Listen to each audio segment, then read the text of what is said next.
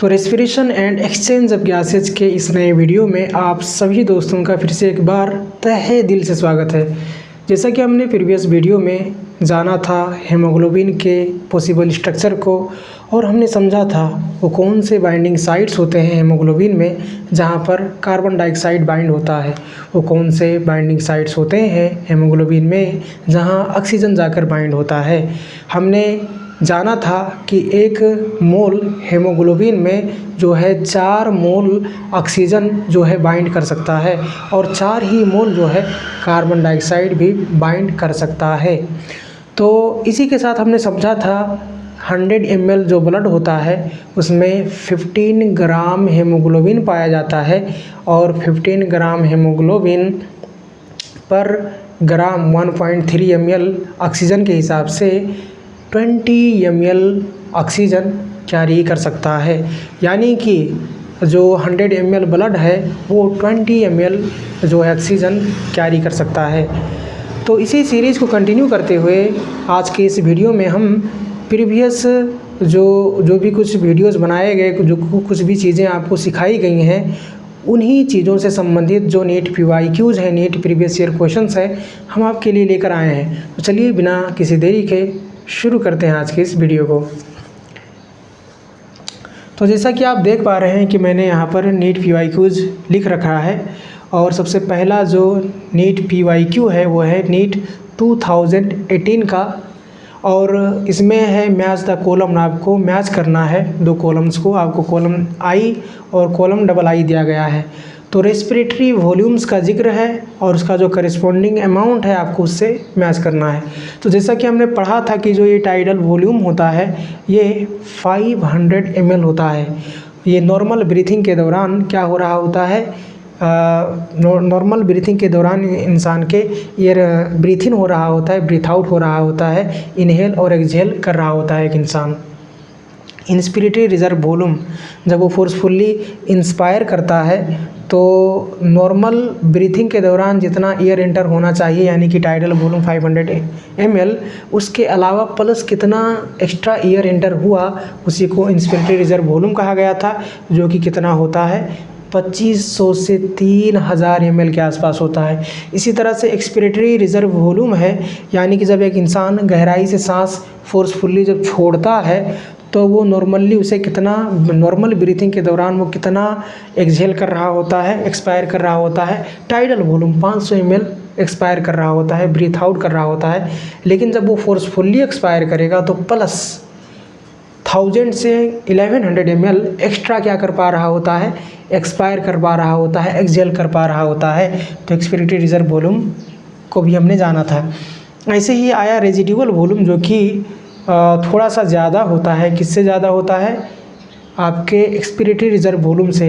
ये 1000 से 1100 ml था, ये 1100 से, रेजिडुअल वॉल्यूम 1100 से 1200 ml के आसपास में होता है। ऐसे ही अगर बात की जाए नीट 2017 के इस PYQ की, तो आप देख पा रहे हैं कि lungs are made up of air filled sacs the alveoli, they do not collapse even after forceful expiration because. तो जो एक इंसान जब फोर्सफुल एक्सपीरेशन करता है तो एक फोर्सफुल एक्सपीरेशन करने के बाद भी इनके जो लंग्स होते हैं नहीं सिकुड़ते, नहीं चिपकते, नहीं कोलैप्स होते, नहीं डैमेज होते, इनका शेप मेंटेन रहता है। तो कौन सा वॉल्यूम ऑफ एयर है जिसके कारण ये होता है, तो ऑप्शन में दिया जा रहा है कि inspiratory reserve volume, tidal volume और इसी के साथ एक्सपिरेटरी रिजर्व वॉल्यूम है और रेजिडुअल वॉल्यूम है। तो आपका जो सही ऑप्शन है वो रेजिडुअल वॉल्यूम है। यही वो रेजिडुअल वॉल्यूम होता है, एयर का अमाउंट होता है जो कि हमेशा लंग्स में रहता है, एक जीवित इंसान के लंग्स में हमेशा रहता है। यानी कि बर्थ के बाद से मृत्यु से पहले तक ये जो वॉल्यूम ऑफ एयर है ये ह्यूमन लंग में प्रेजेंट रहता है। यही होता है जो कि उसके शेप को मेंटेन करे रखने में मददगार साबित होता है। तो ये था जैसे जिसमें आपने जान पाया कि लंग्स एल्वेओलाई नामक air filled sacs sac like structure, bag like structure से बने हुए होते हैं और फोर्सफुल एक्सपीरेशन करने के बावजूद भी कोलैप्स नहीं करते। क्यों नहीं करते, रेजिडुअल वॉल्यूम की वजह से नहीं करते। ऐसे ही आगे बढ़ते हुए हम देखेंगे नीट 2019 का ये PYQ, जिसमें कहा जा रहा है, आपको पूछा जा रहा है बताकर, टाइडल वॉल्यूम और एक्सपिरेटरी रिजर्व वॉल्यूम जो एक एथलीट का है वो 500 ml और 1000 ml दिया हुआ है। यानी कि एक इंसान का, एक एथलीट का टाइडल वॉल्यूम 500 ml और उसका एक्सपिरेटरी रिजर्व वॉल्यूम 1000 ml दिया हुआ है। अब इसके बाद में आपको पूछा जा रहा है एक्सपिरेटरी कैपेसिटी कितना होगा उसका, अगर उसका रेजिडुअल वॉल्यूम 1200 ml है। तो आपको मालूम है, जैसा कि हमने प्रीवियस वीडियोस में इस बात को पढ़ा है, हमने जाना है, हमने समझा है कि जो एक्सपिरेटरी कैपेसिटीज़ होते हैं, एक्सपिरेटरी कैपेसिटीज़ को टाइडल वॉल्यूम और एक्सपिरेटरी रिजर्व वॉल्यूम के समेशन से निकाला जाता है। हमने रिज़र्व वॉल्यूम्स को पढ़ा था, रेस्पिरेटरी रिज़र्व वॉल्यूम्स को, और उन्हीं के समेशन से हमने फ़र्क कैपेसिटीज़ को कैलकुलेट किया था, जिस अंतर्गत एक कैपेसिटी ये एक्सपिरेटरी कैपेसिटी था, जो कि टाइडल वॉल्यूम और एक्सपिरेटरी रिज़र्व वॉल्यूम के समेशन से निकाला जाता है। तो जैसा कि आप देख पा रहे हैं कि टाइडल वॉल्यूम दिया हुआ है 500 ml और एक्सपिरेटरी रिज़र्व वॉल्यूम ERV दिया हुआ है 1000 ml। तो 500 + 1000 मिलाकर आपका सही ऑप्शन हो जाएगा 1500 ml।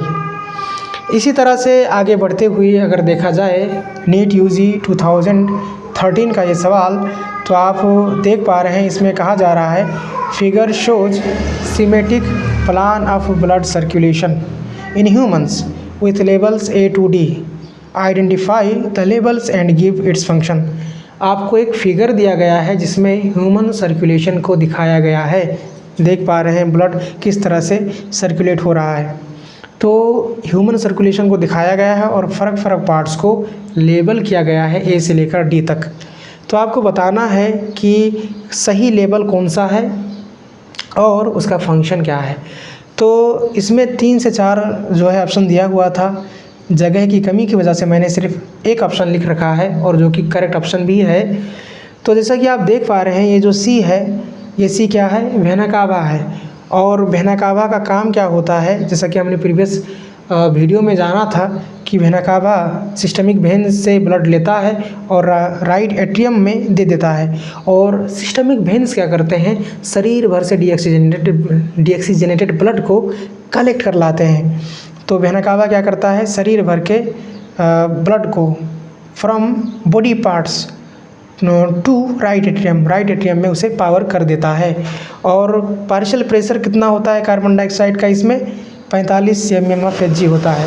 तो चाहे वो आपका सिस्टमिक वेन हो, चाहे वो आपका वेना कावा हो, चाहे वो आपका राइट ऑरिकल हो, चाहे वो आपका राइट वेंट्रिकल हो, चाहे आपका वो पल्मोनरी आर्टरी ही क्यों ना हो, इन सब जगह पर जो है पार्शियल प्रेशर कार्बन डाइऑक्साइड का ऑक्सीजन की तुलना में ज़्यादा होता है। 45 mmHg होता है, ऑक्सीजन का सिर्फ 40 mmHg ही होता है। इस चीज़ को भी हमने अच्छे से समझा था। तो उम्मीद करता हूँ आज के इस वीडियो में आपको जितनी भी चीज़ें समझाई गई हैं, समझाने की कोशिश की गई है, आपको ज़रूर समझ में आया होगा। फिर भी अगर कोई डाउट है तो ज़रूर कमेंट कर पूछें, कोई राय है, कोई सजेशन है तो ज़रूर दें। आज के इस वीडियो में इतना ही। इंशाल्लाह अगले इस चैप्टर के वीडियो में हम इसी तरह से 1 by 1 करते हुए इम्पोर्टेंट टॉपिक्स को कवर करते जाएंगे। आज के लिए इतना ही। Thank you.